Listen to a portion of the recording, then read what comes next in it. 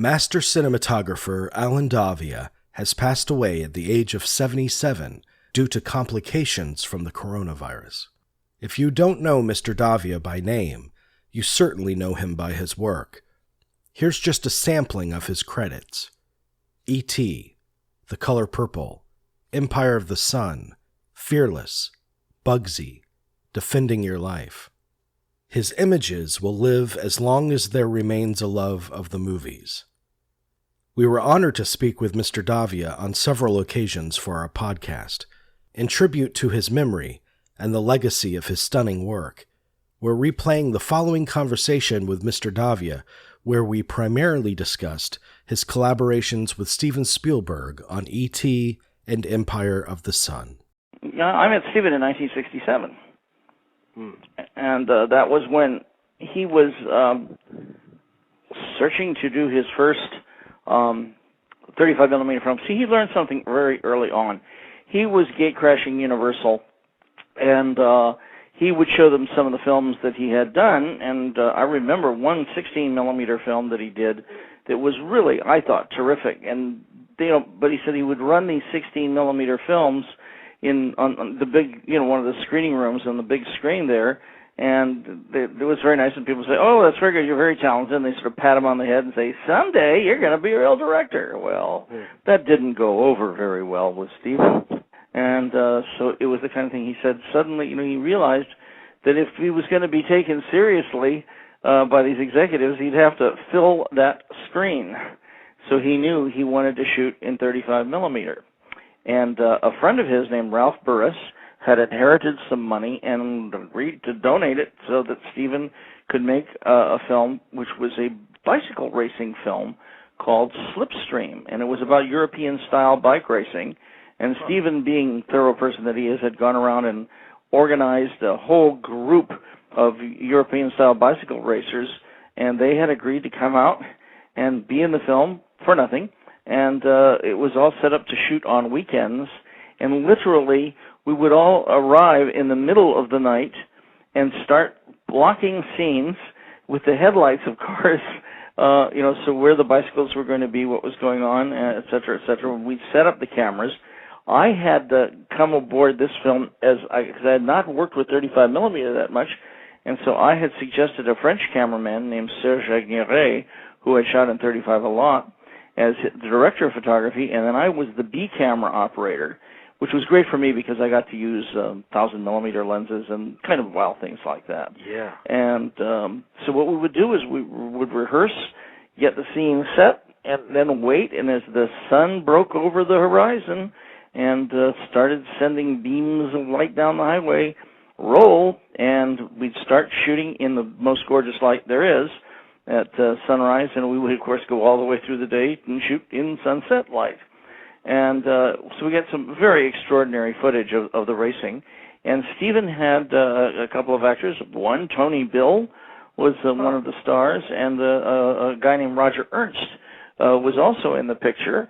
And we shot all of the, I forget how many weekends, I think we shot 3 weekends of bicycle racing, and he had the most, all of the action of the race, and then the last weekend was going to be at a little intersection in Santa Monica that had a very nice small town look to it, and Steven wanted to shoot the opening of the film and the closing of the film, and the people, cheering the riders on, and this was all to happen on that weekend, and he really went full tilt. We rented a Chapman crane. We had a Mitchell camera. We were set to shoot some very, very exciting stuff. And the only thing, the weather just did not get on his side. It not only rained, it monsooned the whole weekend. It was just a disaster. I mean, you couldn't see across the street in real life, let alone photograph it. And I mean, there is still footage from that day that of startups of scenes, and there'd be sun, and the scene would just get underway, and then a cloud would come over, and in some cases rain would start to fall, and it was just a complete frustration. And it was the end of his money. He and Ralph were out of money at that point, and quite frankly, the picture was not finished. And it was one of those heartbreaking things. I'll tell you the story later about what happened. But Stephen, of course, you do not crush his spirit. He was looking in different other projects and short films. And finally, I remember in '68, he called me up about a short film that he was going to do for a guy named Dennis Hoffman, and it was called Amblin. And it was something that he had spun off the top of his head when he got in to see Dennis. Dennis wanted to produce a film as he was a part owner of a special effects house, and so Dennis wanted to see if he could be a producer. And of course, what he wanted to do was shoot a film in 16 millimeter and then blow it to 35, because their company had just bought a 16 to 35 blow-up printer. But of course, Stephen went along with this only so far, and then said, "No, we've got to shoot it in 35." And then all kinds of things had to be made. We had to promise about how many takes we would shoot, et cetera, et cetera. And it was a concern because of how expensive it was going to be. But we proceeded to shoot Amblin 10 straight days. And this was in July of 1968. And we had this couple, because the story was, it was a little, how do I want to say it? It was a little romantic film about a young couple that meet while they're hitchhiking through the desert, and they have a romance, and when they reach the ocean, etc., he acts like the kid that he is, and the girl, looking at him, walks off and leaves. And it was just, a lovely picture, and it had elements of for youth audiences. At the same time, it has a very, very old-fashioned romantic flavor to it, so it would appeal to adults. And we shot that picture, and I remember we would shoot, as always, sunrise every morning, and then we would shoot all day long, and then we would shoot sunset at night, and then we'd get in the car and drive to Technicolor over near Universal and see dailies from the day before. And then drive back.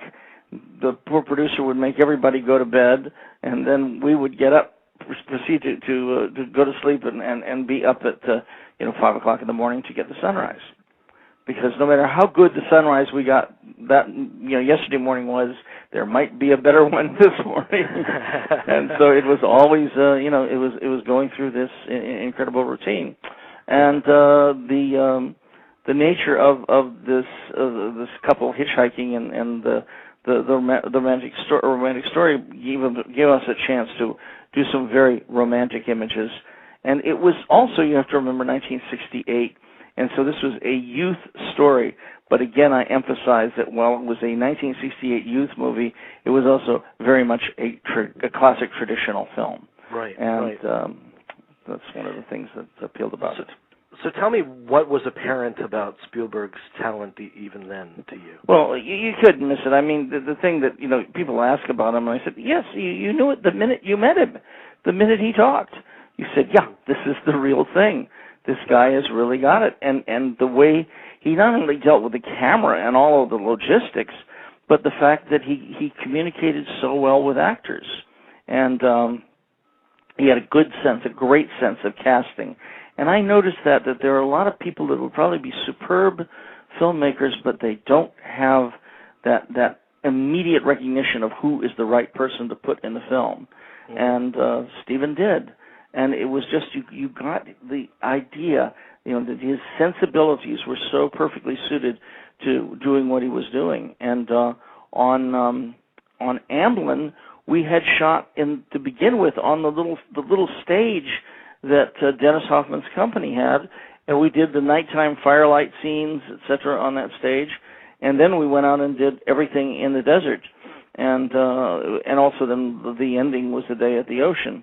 But it was a tremendous amount of work, and I can only say that what's not in the picture is astounding. In fact, I remember I'd tell Stephen, remember the scene that we did for Amblin, blah, blah, blah, and it was like he would have no memory of it. It was something that hadn't worked for him, and he tossed it out, and that was it. Right, I might find it nostalgic, but he was strictly on to what was going to make that film work as a film.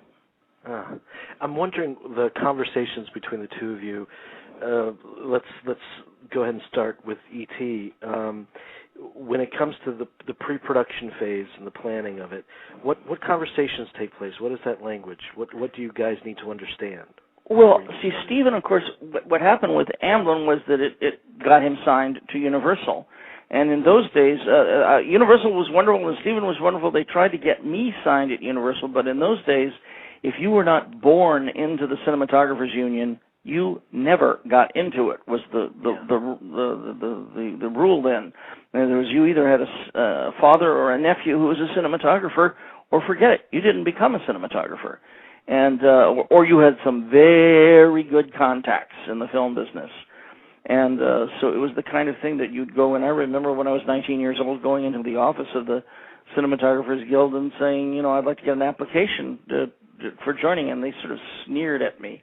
I said, we don't have any applications. I said, but you're a labor union. You have to have applications for people who want to become members. And he said, we don't need them here. That kind of thing.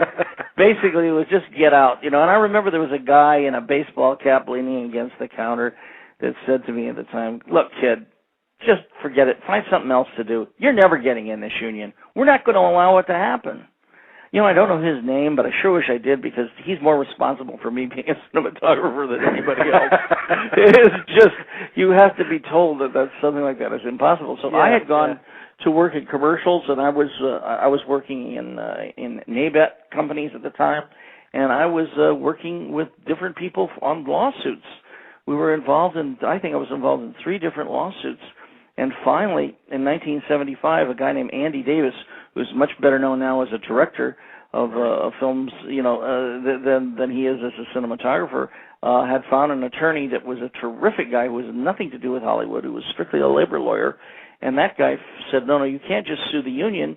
You've got to sue Contract Services Administration as well. You have to sue the producers that are handling the structure of the roster. Or otherwise you aren't going to get in, and that's where the malfeasance is. That's where they are breaking the law. So we filed that suit, and our attorney warned us it would probably be 2 to 3 years before it ever came to trial. But in just a year, we got a call or got letters from the union saying, if you can prove that you've worked 30 or more days for one production company, 90 or more days for all the production companies, union or non-union, and it was the first time that had ever happened. They said, bring proof of evidence is on you, and but bring your papers down. And it started a process. It took me 2 years of getting all of my work records. We went into more dusty warehouses with unhappy accountants who were helping me find the proof that I had worked all these days in different commercial companies and different things. But nonetheless, after 2 years, I did finally get into the union. And I did 2 days for Stephen. He was doing some additional scenes for the redo, the new edition of Close Encounters of the Third Kind. And I did the scene where they're out in the desert with the airplanes and the dune buggies, etc., and they find the freighter on its side out in the desert. And it was one of those things where that was great. It was great to work for Stephen for just 2 days, and then he went off to England to prep Raiders of the Lost Ark. And by the time he got back, it was really wonderful because I had gotten into the union, and I had done 2 TV movies for a friend of ours named Jerry Friedman, and it was one of those things where Jerry saw Stephen and says, hey, you should see what Daviau's been doing in these TV movies. And because he had come up with a rewrite of an old horror film screenplay called Night Skies, and Melissa Matheson, who was Harrison Ford's girlfriend at the time, later his wife, came up with a screenplay for it and said, Stephen, it shouldn't be out in the country, it should be in the suburbs, it should be this, it should be the kid and his family, etc. And lo and behold, she had a film called E.T. and Me. And Stephen had taken the film back to Columbia, where Night Skies had been, basically developed, and offered it to Columbia. And Columbia's reply, I've never forgotten, was, well, according to our research department, nobody over the age of 12 will ever go see this movie. So they passed. And wow. Stephen then took it to Universal, and he took it to Sid Sheinberg, and Universal said, well, wait a minute, what's this going to cost? I mean, Stephen said $10 million. They said, 10 million? Come on, you've got rocket ships and extraterrestrials and, come on, not 10 million. He said, 10 million. And he made a deal with them that if he brought it in for 10 million, he would own half the picture. And so that was one of the great things. And we came in, and he needed a cameraman who was fast and cheap, and there I was, relatively fast and very cheap. And it was the kind of thing that when we sat down and started talking about doing the movie, it was like getting together of looking at films again. And what was really great is we developed this thing of looking at movies that we both admired, but neither of us had anything to do with, and talked about things. We were looking at footage by cameramen we really admired, like Vittorio Storaro and Caleb Deschanel and things like this. And Stephen would say, "Do you think that's a filter, or is it smoke, or is it both?" And so we were running these movies with the sound turned down, and I remember it was just utterly fascinating because we developed a dialogue, about talking about images. And it was one of those things that he was very concerned about E.T. because here he was doing a movie which basically starred a rubber doll, and how was it not to be perceived as a rubber doll? And he knew we had to keep it dear E.T. in the dark for a great deal at the beginning of the film. And it was only as we all got to know him that we began to see him more and more. And it was the kind of thing of, I would go over to Carlo Rambaldi's place, and Carlo was building E.T., and, I would borrow a friend's Aeroflex. He later says, "You should buy me a new Aeroflex." I would borrow his and shoot footage of E.T., and it was always at the beginning, no matter how low-key I thought it was, he was, "No, it's too bright, it's too bright." So we developed a technique of keeping E.T. in the dark. Basically, he was always backlit. He would have a glow in his eye. He would have just the tiniest little bit of bounce light on him, and that's the E.T. that you met at the beginning of the film. And it was quite something. The way we developed the look of the picture. And if you'll figure out, of course, that when you see it, that it's all kids and the mother, and you don't see any other adults' faces in the film all the way through to the end, when you do get to meet Keys when you see him. But it was a thing of control, of making a special world, a children's world with their own extraterrestrial.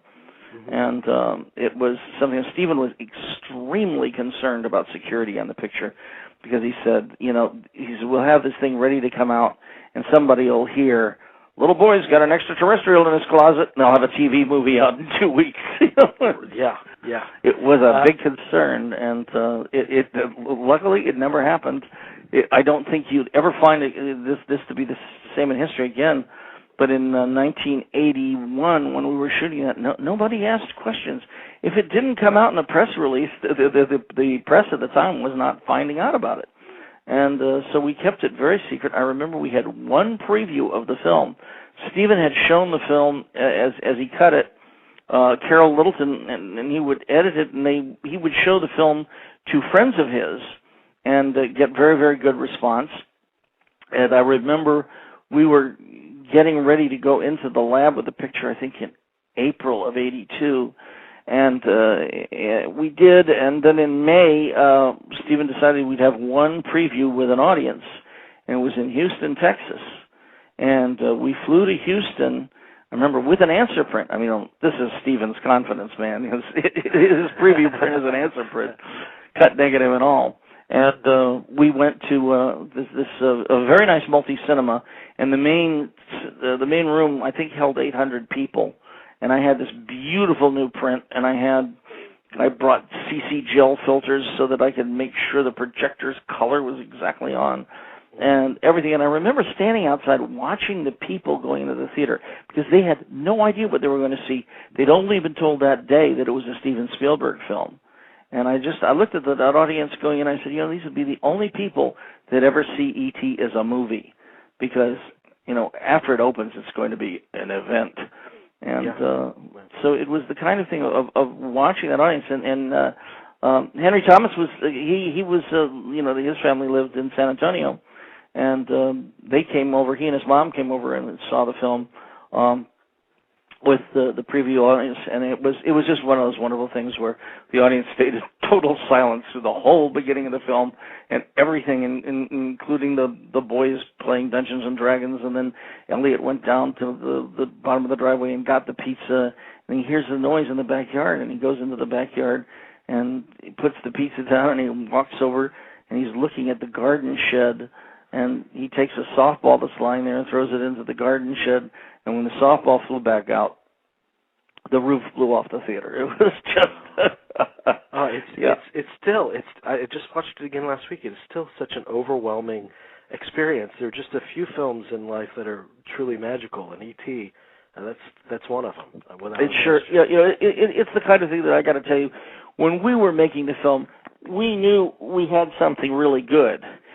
How big it was going to be, we really didn't have any idea. But when I went into the lab, and Carol and I started timing with our with Bob Raring, our color timer at Technicolor, I would be sitting there, and I remember we were running just a cut word picture, which was there was no soundtrack, and there were two Technicolor vice presidents that were sitting in the theater with us, and I remember we got into the E.T. drinking the beer scene, and they were laughing so hard. One of them stood up, fell over in the aisle, and was roaring with laughter so much I said, "Oh boy, yep, this thing is going to be a hit, no question."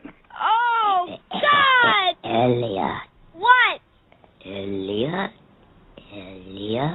I taught him how to talk now. He can talk now. Elliot.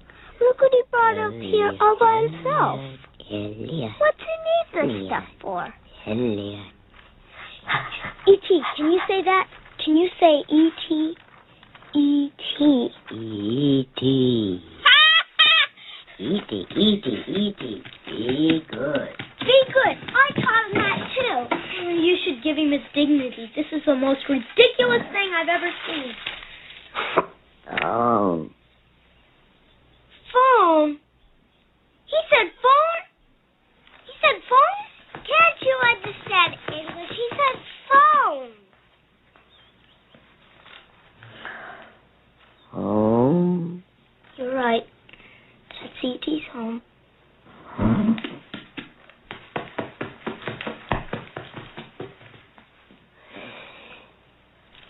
E.T.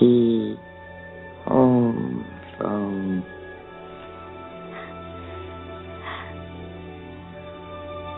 E.T. phone home. E.T. phone home. E.T. phone home. He wants to call somebody.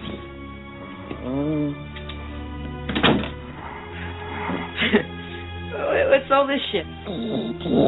phone home. My God, he's talking. Home. E.T. phone home. E.T. phone home. And they'll come. Come home. Home.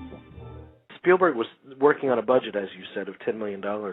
Yeah. I think was about half of what he had with Raiders, at least. What does that do? I think Raiders was more than 20, yeah. You think it was?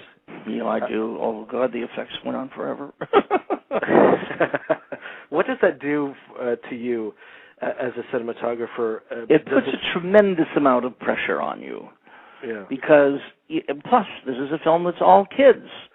So at 5:30, they come to you and say, "That's it, no more kids, goodbye," and the kids have to go home. So then we're shooting with the mom.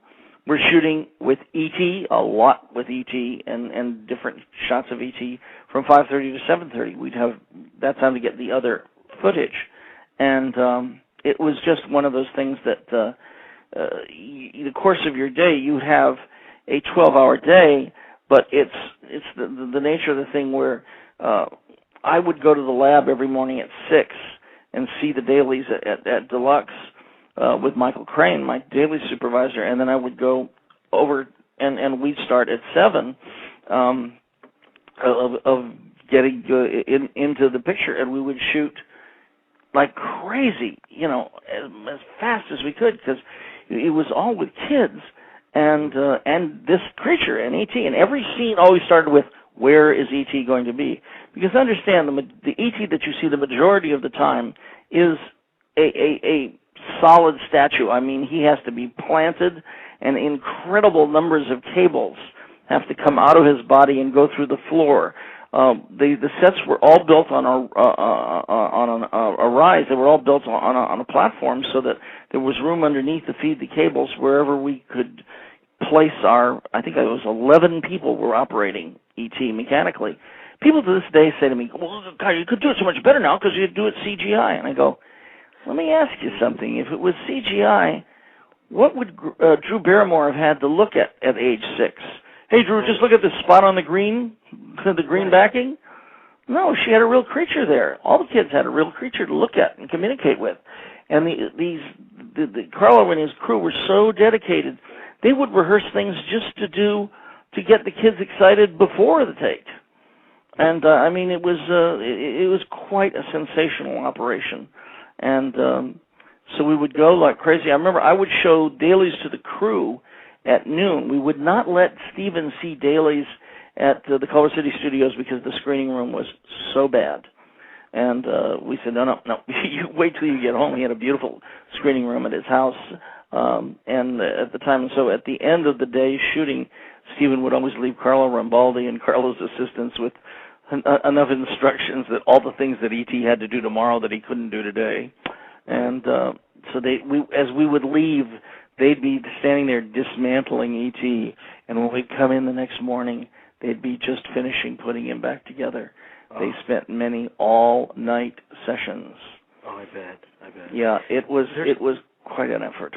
There's something that, obviously, among his many attributes, there's something that always strikes me about Mr. Spielberg's films, and I'm not the only one to say this, obviously, but it's his mastery of framing and the activity within the frame. And I was speaking with a biographer of Mr. Spielberg's yesterday, and he said something very interesting. Nick Bride? Yes. Nick Bride? Yeah, yes, he's wonderful, yes. Yeah. He said something interesting that the Spielberg was asked a question from a novice director, and she asked, how do I decide what my shots will be? And he said, when you're watching your actors rehearse, wherever you find yourself standing, whatever position you're drawn to stand in and observe, that's the shot that you take. I thought it was so simple and so beautiful. We refer to that as the magic spot. Yeah. And that's where the camera's going to go. And yeah. He will block, usually his master is shot with a wide-angle lens, and he will block the scene with that. And you then figure out how his coverage is going to play. And what is so interesting is that he's rather a traditional guy in terms of the coverage he may use, but the lenses will be different than the classic coverage would have been. And he will find a way to make each shot speak through unusual lenses and unusual framing. And that's part of the magic. And when you're working with him, you're seeing, you learn to anticipate what is coming. Because I found when Stephen would start to rehearse, I had to start lighting. Once I established what windows I was going to be able to use to put light through, etc., I would start my light coming in, and I find this is a valuable thing two ways. One, I'm getting a jump on it. Two, actors get to feel where light is, and it helps them block themselves to each other, and it is often a great advantage as to what the placement of the light. That what you're doing is receiving cooperation from your performers. And but every performer who works for Stephen knows that they're going to be held to very tight standards as to where they're going to be, and when they lean in, how far that's going to be. And for the camera operator, it's extremely valuable to have subtle communication with actors so that he can give them real points of precision as to where they're going to land, because it's a complex thing for actors. What strikes me, too, is, if I'm not mistaken, around this time he's relying less and less on storyboards. Well, E.T. was very, very straightforward that way. The only things storyboarded in E.T. were the effects shots. And Kathy Kennedy, who was producing her first film, said, no, we have to have storyboards for the effects shots because we have to have the bids made by ILM on what the effect shots are going to cost based on some reality. So the effect shots were all storyboarded, and the rest, Steven decided he'd rather not have the storyboard, but because he was dealing with kids, he wanted to have the freedom of movement for the actors that not storyboarding gave him.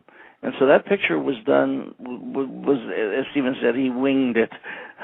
And that means he had thought about the ways he was doing it. He has the most phenomenal method of making decisions in the course of blocking a scene that really make the scene work.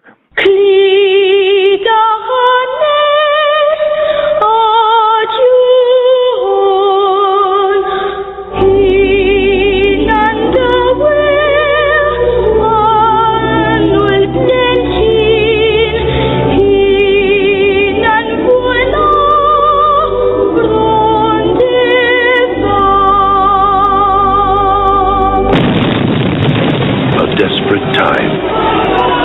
A world at war. A boy alone.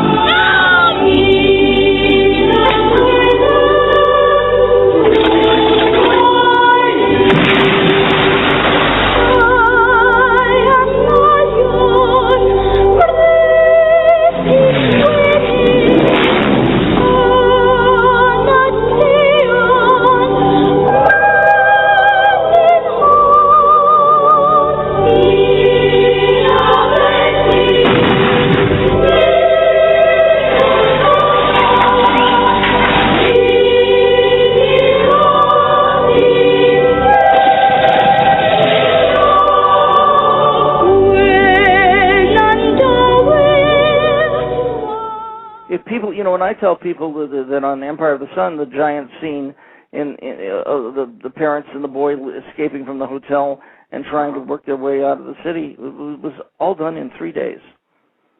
And people look at that and they can't believe it. But it was Steven's skill at pre-visualizing as he's going. He had a great first AD. He had an enormous apparatus there to manage, and yet we moved like lightning, and it was the kind of thing that... It was a 73-day shoot, wasn't it?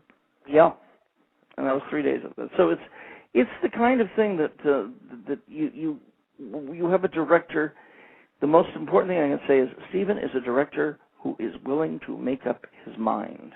And I can only say to people who have not made films before, believe me, when you land in a situation with a director who will not make up his mind, you'll know what I'm talking about. Yeah. Because, boy, is it valuable. Well, like we just mentioned, Empire, I believe you said, the whole thing was shot in 73 days. Mm-hmm. Several continents, I believe. 3 continents. We had to do some shots in San Luis Obispo because I said, this is a picture we have to be able to say, a cast of thousands filmed on 3 continents. Right. Right. So we shot some in San Luis Obispo, and there was something shot at the studio in L.A. But the rest of it was in China, England, and Spain. How daunting is that? Empire is absolutely one of the defining movies for me in my life. And I actually wrote you in the email how that sequence just moves me so much when he first arrives at the camp. But how challenging was that to shoot those crowds? How did that work? Was it controlled chaos in a way, or no? Because we had David Tomlin, rest his soul, one of the most marvelous assistant directors ever. David had done all kinds of little films like Bond films and Stanley. He had not done Stanley Kubrick, but he did David Lean films, and then he did all of the. I think he did all of the 3. Of the Indiana Jones pictures at the time of his life, and he was used to large scale. And when you see those scenes of the riot, so the people running around, what we call the invasion of the Japanese sequence, when they're leaving the hotel, run across the street to the car, try and move ahead in the car, have to abandon the car, run down the street, the boy gets separated. The parents are lost, and he is isolated, and that entire sequence. What David Tomlin did was we had an enormous group of Shanghai film studio people, and a lot of ADs, and they had the extras that were in closest were extras that were professional extras that worked at Shanghai Film Studios all the time. But otherwise, there would be thousands of people coming from who knows where, and they'd get haircuts, and they'd be put in these strange outfits, and then they would be organized. And the one thing David Tomlin said, everyone on that set has a Mark I. They know exactly where they're supposed to be standing. So when a scene that was being shot, and we would cut after a take, all of them had to go back to Mark I. They could find it rather quickly. And they knew which direction they were facing, what they were doing. And David had a stepladder. He would climb up on this stepladder, and he had a 9mm automatic with blanks. And that's what he used to cue all of the extras. He could get up on that ladder and basically fire the gun once to start group number 1 in motion, fire the gun the second time for group number 2, etc. And when the main action hit with the third shot, etc., you could just see the scissors going in to say, yep, this is where the shot starts. And what would look like utter chaos and a riot going on was so precisely planned. Because if you had a riot going on, you would have had people killed all over the place.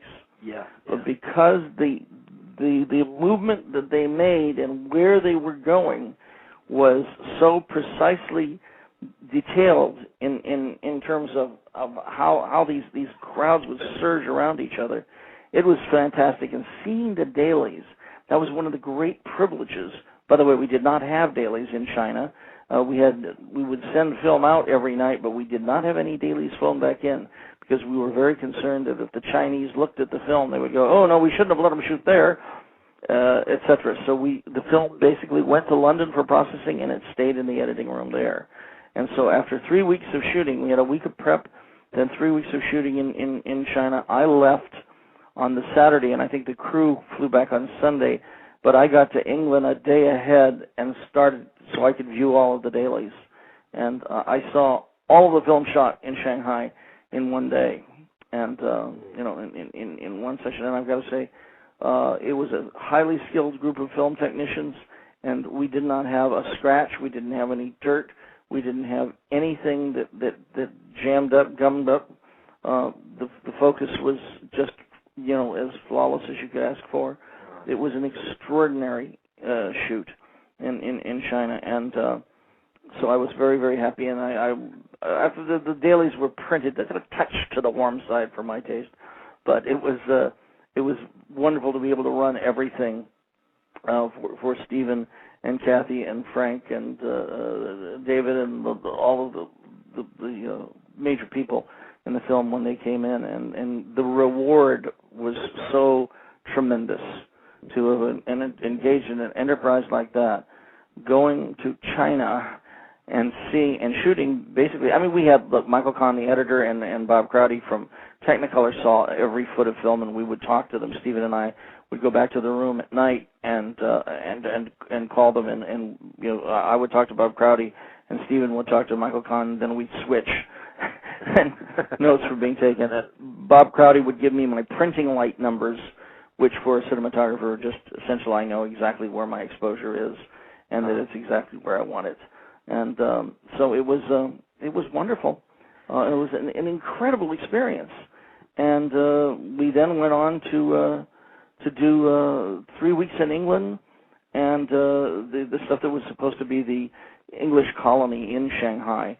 Those houses were there, but in '68, when they had the Cultural Revolution, they had taken all of the landscape gardeners and fired them, thrown them out in the country to go slave in the rice paddies, and all of the landscaping in those houses died. Oh. And I think the Chinese had a wild hope that Stephen was going to replace all the landscaping for them. Sorry. We went back to some London suburbs, and that's where all of that footage was shot. And then we went to Spain. I just have a couple more questions about Empire, and then I'll let you off the hook. You've been so nice to us. You talked about referencing films and watching films leading up to the making of E.T. when you did Empire, were David Lean movies particularly important? Well, see, Stephen, I think I'm not telling any secrets here. Stephen, one of the reasons he wanted to do Empire of the Sun was as an homage to David Lean, because he worshipped David Lean's films so much. And David Lean was originally going to be the director of Empire of the Sun. And in fact, David called up Stephen and said, "Listen, I need your assistance because Warner Brothers won't back me in making Empire of the Sun because," I think he was 80 at the time, he says, "they think I'm going to drop dead." He says, "The only thing I can do is say that if I die or wind up in the hospital, that you'll take over and finish the picture." And Stephen said, "Of course I'd do that." And so Stephen did all of the politicking with Warner Brothers, and he called up David Lean a couple of weeks later and said, "Okay, it's all set. You can direct Empire of the Sun." And David Lean said, "Oh, Stephen, I think I'd rather do a film like Nostromo." He said, "You should direct Empire of the Sun. It's children, and you're very good with children." Anyway, so he proceeded to pass on to another picture, and I later talked to him because he wanted to do Nostromo in 70 millimeter, shoot in 65 mil, and it was considered to be a great expense. And the new cameras had just come out, because Stephen, we shot 65 millimeter tests on Empire of the Sun, and it was gorgeous to see, but the cameras were the old-fashioned cameras. The cameras came in cases that said Ryan's daughter on them, and it gives you some idea of how old these cameras were. And I mean, they were the main sync sound camera was a rack-over camera, and you just can't imagine Steven Spielberg doing that picture with a rack-over camera. And so it was one of those things that worked so well that we shot those tests, and as much as, my eyes are filling with tears when I say, "Stephen, if we go there with these old 65 millimeter cameras, you're going to die," and he goes, "Oh, yeah, don't be, you're just being a coward." And I went, "Stephen, what are you going to do? You use the 35 millimeter Panaflex to the extent where it's always ready to fall apart. You like to have the lens scraping along the ground." He said, "We'll dig trenches." No, you don't want to do that. But anyway, luckily I finally convinced him that he should shoot in 35, that we would later have better 70 millimeter or 65 millimeter cameras. But I thought, oh my God, now I'm going to be the rest of my life out here. Oh, we would have shot in 65, but Daviau was a coward. And instead what happened was that what's the famous Bugs Bunny, the animated film about Los Angeles and the streetcars and right. Bob Zemeckis' picture, and they were shooting Roger Rabbit. Yeah. Roger Rabbit, yes. Yeah. So they were shooting Roger Rabbit in 8-perf. They had a blimp 8-perf camera. And Stephen went downtown to watch them shoot on their opening day, and they were having, the typical startup problems with a new camera, and it was like, oh, God. But he said, "Oh, thank God we're not shooting in 65. This is a nightmare watching them work." So I was forgiven going in, thank heavens. But yeah, it was really something, and just going through the whole thing with the movie, coming back knowing that Stephen wanted this additional sequence, which, as I said, we did in San Luis Obispo, which is the sequence where he finds the outpost that's been taken over by the Red Army and, the Communist Chinese. And it was, a wonderful sequence that we got to do. And Stephen wanted to use a very, very strong kind of filtration on it. He wanted extreme diffusion because it's the scene that just follows the A-bomb. And I used a type of Tiffin filter that was little circles of diffusion on a piece of glass that already had diffusion in the main piece of glass. And if you looked at these filters, they were terrifying. But it worked just right, and we wanted to make the print real bright. And I remember Rob Hummel was running Technicolor dailies then, and I said, "This is going to be, it'll scare you." And I shot my grayscale at normal, and then I said, "Let it go this bright." and I think they were terrified looking at that bright. They took it down just about 3 or 4 points, and I sort of said, okay, make it 5 points brighter. And he went, oh my God, 5 points brighter. And all this footage, and I got all the footage reprinted 5 points brighter with this extreme diffusion. And then I took it to show it to Stephen, and Stephen sat in the security room, and when he came up, he said, that's it. That's what I wanted. Yes, I can tell you, because you sometimes you carry things out, and this was photographed into it, man. This wasn't going away. And so that's the thing about the old-fashioned style things. People today, we're so used to digital intermediate and all the rest. Oh, well, we'll see what it looks like later. Then you made your commitment, and you shot it that way, and you hoped you'd committed to the right thing. And in this case, we did. What do you have a favorite image or a favorite sequence? It's a very quiet scene. It's after the P-51 raid, which that'll keep your nerves stirred up. and you have that wonderful thing, and the doctor has carried him downstairs, and the whole thing. And it's you see Jim entering into the British couple's their residence where he had originally stayed before he went to live with Basie and the Americans. And he's got his suitcase, and he comes in, and she sees him standing there, and there's not a word spoken. And the sequence is basically she moves his bed, and she gives him things like the Life magazine, etc. And he pastes that up on the wall and sits down, and he realizes he's moved back in. And it's just that sense of quiet and the very soft light and the response of the couple to him being there.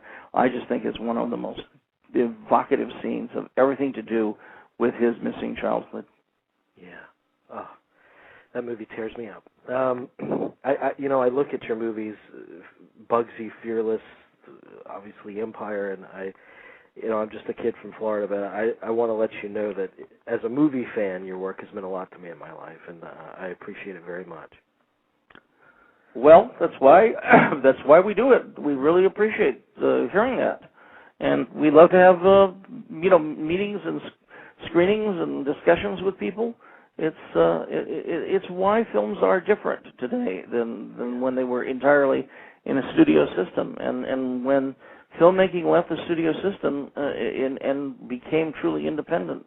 I think there's been a greater communication with film lovers than there ever was in the past.